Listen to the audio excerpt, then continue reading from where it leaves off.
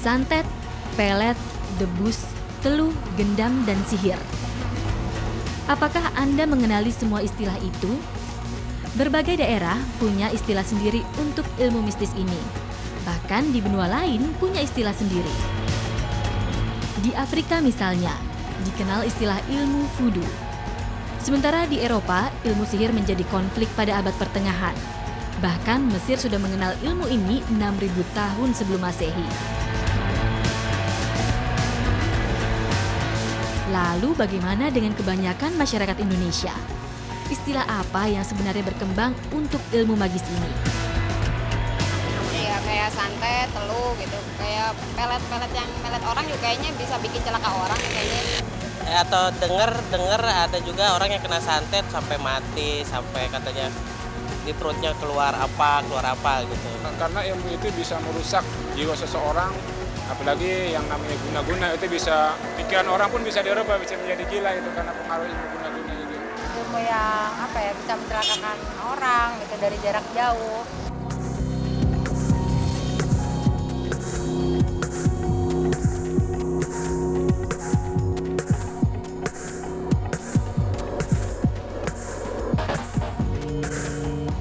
Ilmu santet tak sesederhana yang kita bayangkan.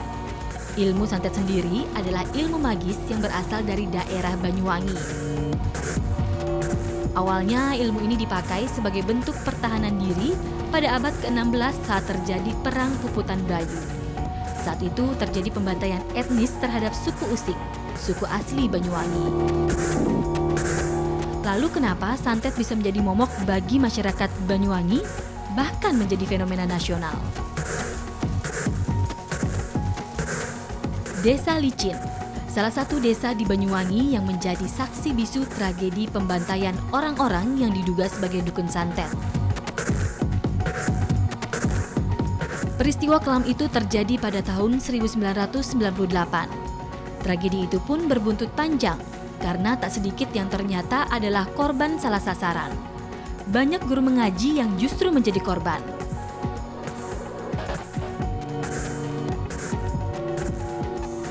Sejak itulah istilah santet jadi berkonotasi negatif.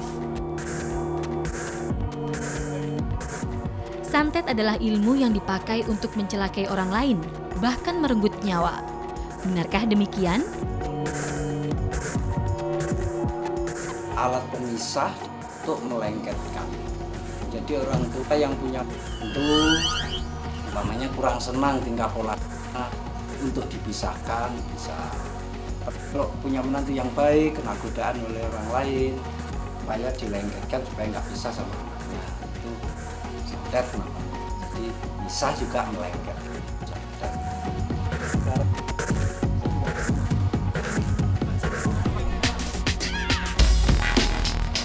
Lalu ilmu seperti apa yang berkembang di Banyuwangi sehingga setiap kali mengusung nama Banyuwangi yang terbayang adalah ilmu magis yang menyeramkan ini?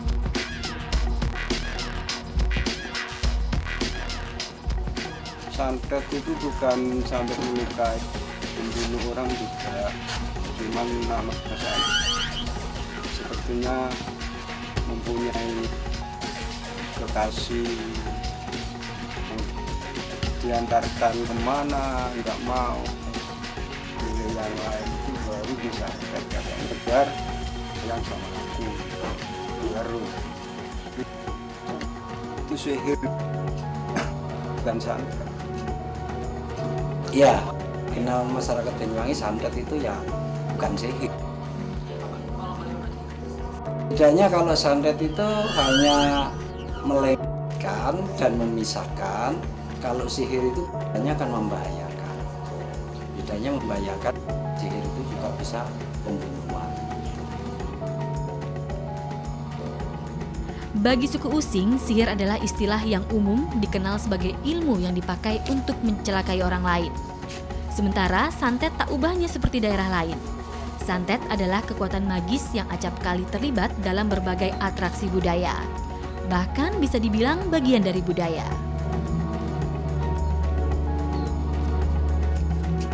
Istilah santet sudah tumbuh di Banyuwangi sejak lama. Istilah yang dipakai untuk kekuatan supranatural yang berkembang dan hidup turun-temurun dalam warisan budaya. Ya, makanya kan salah tanggap orang. Wah itu Tuhan sampai dibunuh kan kasihan. Kadang-kadang guru ngaji, orang sering belajar ngaji tiap malam kan kepingin. Tari-tarian yang dimulai dengan ritual ataupun acara ritual adat yang penuh dengan nilai magis, semua itu bagian dari santet.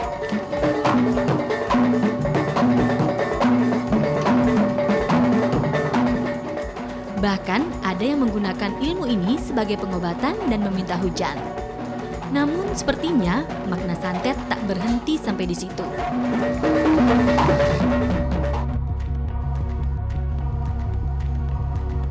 Catatan hitam sejarah pembantaian dukun santet di Banyuwangi ternyata mampu menggeser makna kata santet menjadi momok yang seakan membuat siapapun enggan berurusan dengannya. Ya, makna santet kini kadung menyeramkan. Padahal Banyuwangi dengan santetnya tak ubahnya daerah lain yang juga memiliki ragam ilmu yang mengandalkan kekuatan magis. Sebut saja Bali yang dikenal dengan leak atau Banten dengan debusnya.